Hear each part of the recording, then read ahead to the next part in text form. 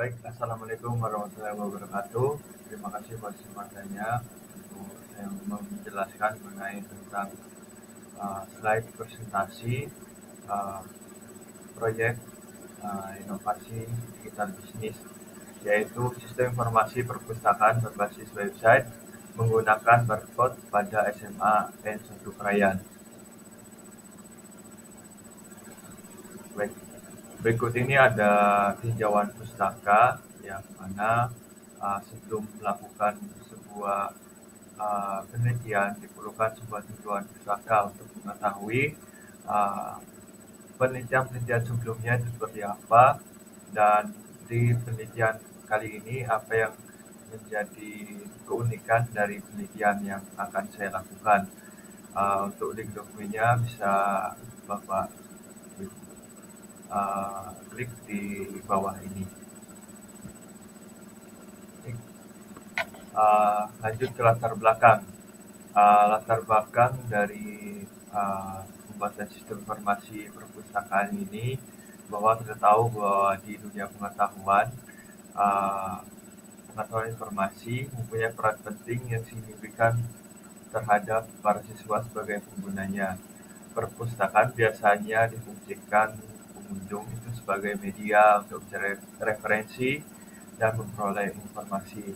Nah, pada perpustakaan SMAN 1 ini, dalam pengolahannya masih dalam keadaan secara manual dengan menggunakan buku besar atau ya ditulis tangan menggunakan buku sebagai media catatannya.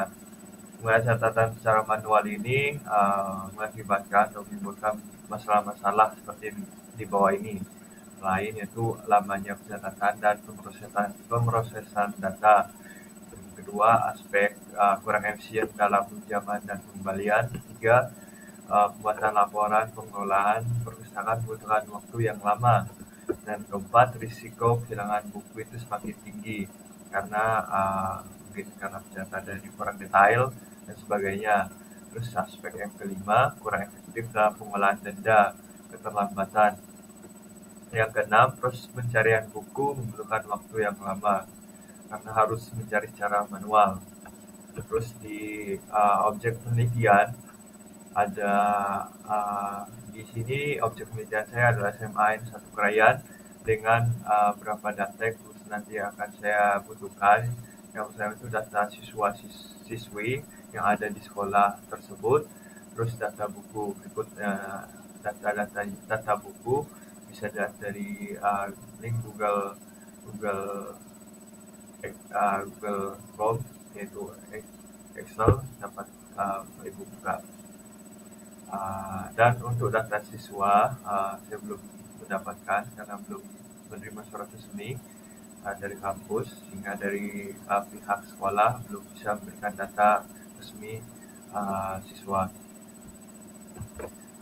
Baik, selanjutnya kebutuhan sistem. Untuk kebutuhan sistem ini dibagi menjadi dua kebutuhan. Yang pertama itu kebutuhan fungsional. Nah, untuk yang pertama, sistem hanya mengolah data anggota, data buku, kategori, buku karya tulis, dan kamus sebagai dan lain-lain, data pinjaman, data pengembalian, dan data denda. Sistem dapat membuat laporan peminjaman yang telah jatuh tempo, buku yang tersedia, buku yang hilang yang diganti. Terus untuk data denda juga, laporan denda. Ketiga, sistem menggunakan barcode untuk mengakses informasi buku dan siswa untuk fungsi pinjaman dan pengembalian buku. Selanjutnya, sistem dapat melakukan pencarian buku dengan menginput keyword dan akan menampilkan secara otomatis data buku tersebut serta stoknya. Selanjutnya itu kebutuhan fungsional juga, bahwa sistem siswanya dapat melihat data pinjaman, pengembalian, denda, serta print kartu siswa di halaman dashboard siswa. Sistem dapat memberikan notifikasi WA langsung setelah peminjaman maupun pengembalian dilakukan. Selanjutnya untuk kebutuhan fungsional. Di kebutuhan fungsional ini ada beberapa kebutuhan perangkat lunak dan kebutuhan perangkat keras. Bisa dilihat dari tabel uh, list di kebutuhannya masing-masing. Baik, selanjutnya ke permodelan. Permodelan yang saya gunakan untuk merepresentasikan, untuk menggambarkan suatu sistem ini yaitu permodelan UML, di mana yang pertama itu ada yang namanya US case diagram. US case diagram mendeskripsikan sebuah interaksi antara satu atau lebih dengan sistem informasi yang akan dibuat di diagram. Pada sistem informasi perpustakaan ini ada beberapa proses, antara lain pendaftaran, pengolahan informasi siswa, pengolahan buku, peminjaman dan pengembalian, sertifikasi, denda, serta manajemen laporan. Pelaku dalam proses ini ada dua orang, yaitu siswa dan petugas atau perpustakawan. Selanjutnya permodelan UML. Di sini ada activity diagram.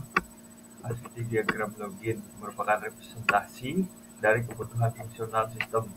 Diagram activity memberikan alur proses sistem yang akan mengeksekusi setiap fungsional yang ada. Ya, di mana login ini ada gambaran di mana sistem akan mengeksekusi sesuai dengan perintah yang diberikan oleh pengguna atau admin siswa.